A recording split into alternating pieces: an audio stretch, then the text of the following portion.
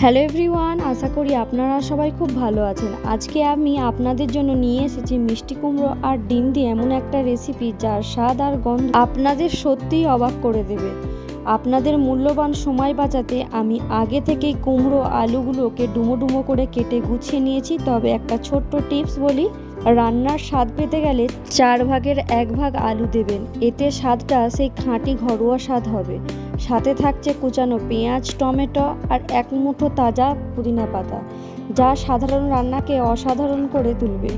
আজকের এই আয়োজনে কিন্তু আমাদের সাথে একটা ডিম থাকছে। রান্নাটা যেমন সহজ, খেতেও কিন্তু দারুণ। এই রেসিপিটা একটু আলাদা। রেসিপিটা স্কিপ না করে ভিডিওটা পুরো দেখার অনুরোধ রইল। চলুন রান্নার প্রসেসে চলে যাই এবারে। শুরুর আগেই আমরা একটা স্পেশাল মশলা বানিয়ে নেব। শুকনো কড়াইতে জিরে, মৌরি আর শুকনো লঙ্কা আর ধনে, এগুলোকে হালকা করে রোস্ট করে নিচ্ছি। খুব বেশি কড়া করবেন না, মিষ্টি গন্ধ বেরোলেই নামিয়ে নিতে হবে। এবারে মশলাগুলোকে আমি গুঁড়ো করব একদম ট্র্যাডিশনাল পদ্ধতিতে, শিলনোড়ায়।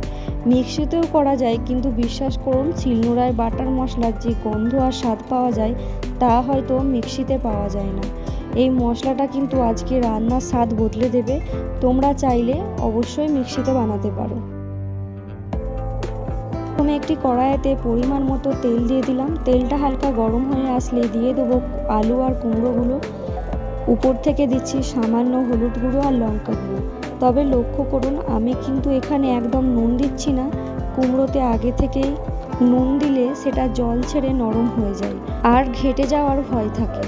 এটাকে হাই ফ্লেমে বেশ লালচে করে ভেজে তুলে নেব। ভাজা হয়ে গেলে এক এক করে সব তুলে রাখছি। এবারে ওই প্যানেতেই কিছুটা পরিমাণের আমি তেল অ্যাড করে দিলাম। তারপরে দিয়ে দিচ্ছি হিং। আমি এখানে একটি লোকাল ব্র্যান্ডের হিং ব্যবহার করছি। তোমরা চাইলে বাজারের যে কোনো ভালো মানের হিং নিতে পারো। হিংয়ের সুন্দর গন্ধ বেরোলেই দিয়ে দিচ্ছি পেঁয়াজ কুচোনো। 1 মিনিট নাড়াচাড়া করে এতে দিয়ে দেবো টমেটো কুচি। এবারে দিয়ে দেবো পরিমাণ মতো লবণ। টমেটোটা যাতে তাড়াতাড়ি গলে এবং মোলায়েম হয়ে যায় ততক্ষণ পর্যন্ত নাড়াচাড়া করতে থাকবো। এবারে দিয়ে দিলাম আদা রসুনের পেস্ট। এটাকে দিয়ে বেশ কিছুক্ষণ মতো নাড়াচাড়া করে নিলাম।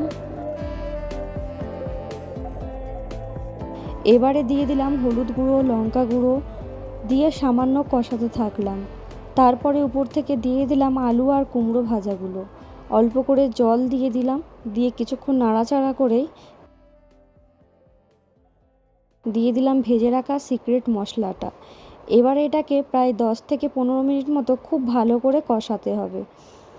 সবজি কষানো হতে থাকুক। চলুন আমাদের আজকে রান্নার মেন টুইস্ট, স্পেশাল ডিমটা বানিয়ে নিই।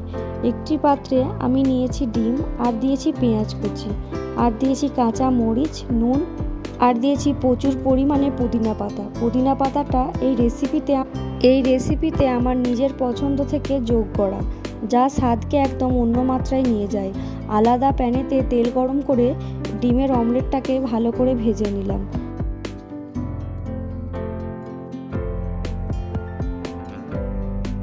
ওদিকে দেখুন অর্ধেক প্রায় সেদ্ধই হয়ে গেছে। পরিমাণ মতো জল দিয়ে ফুটিয়ে নিলাম। উপর থেকে ভেজে রাখা ডিম ব্যালেন্সের জন্য দিয়ে দিলাম সামান্য চিনি। তৈরি হয়ে গেল আমাদের অন্যরকম স্বাদের ডিম কুমড়ো রেসিপি। পুদিনা পাতা আর ভাজা মশলা দিয়ে যে একটা দারুণ গন্ধ বেরোচ্ছে, তা দিয়ে 1 থালা ভাত খেয়ে নেওয়া যাবে। রেসিপিটা আপনাদের কেমন লাগলো অবশ্যই কমেন্টে জানাবে। ভালো লাগলে লাইক, কমেন্ট, শেয়ার, সাবস্ক্রাইব করতে ভুলো না। আবারও দেখা হবে নেক্সট কোনো একটি রেসিপি নিয়ে। টাটা।